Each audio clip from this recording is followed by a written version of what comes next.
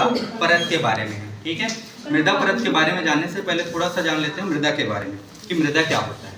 मृदा जो होता है वो किसी भी भूमि का सबसे ऊपरी परत होता है। ठीक है, और इसके निर्माण में लाखों वर्ष का समय लगता है। ठीक है, और इसके निर्माण के प्रमुख 3 कारण होते हैं, जिसमें पहला होता है कि चट्टानों के विखंडन से, यानी कि चट्टानों के टूटने से। दूसरा जो कारण होता है वो पेड़ पौधे तथा जीव जंतुओं के जीवाश्म के द्वारा।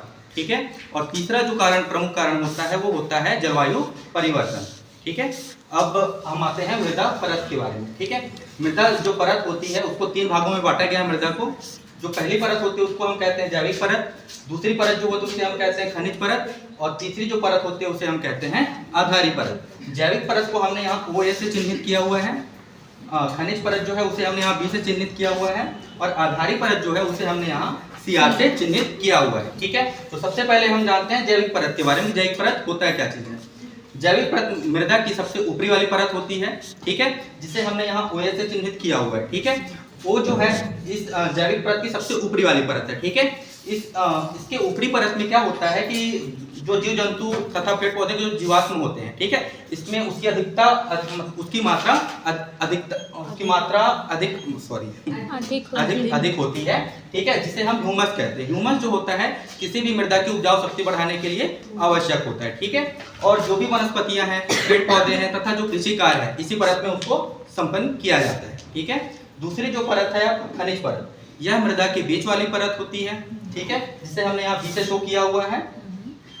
ठीक है, इसके जो कणों का आकार होता है जैविक परत की अपेक्षा थोड़ा बड़ा होता है। ठीक है, और खनिज परत, इसमें जो खनिज पदार्थ मतलब भूमि जो खनिज पदार्थ पाए जाते हैं। ठीक है, तो खनिज परत में इसके अधिक मात्रा में मतलब खनिज पदार्थ पाया जाता है। ठीक है, और इस खनिज परत तक उन्हीं पेड़ पौधे के जड़ पहुंच पाते हैं जिनके जड़ काफी गहराई तक जाते हैं। उदाहरण के तौर पर हमने यहाँ पर लिखा हुआ है जैसे आम के पेड़ का जड़। ठीक है, आम का पेड़ का जो जड़ होता है उसकी जो जड़ें होती हैं वो काफी गहराई तक जाती हैं। ठीक है, अब तीसरी जो परत होती है उसे हम कहते हैं आधारी परत, जिसे हमने यहाँ पर CR से चिन्हित किया हुआ है।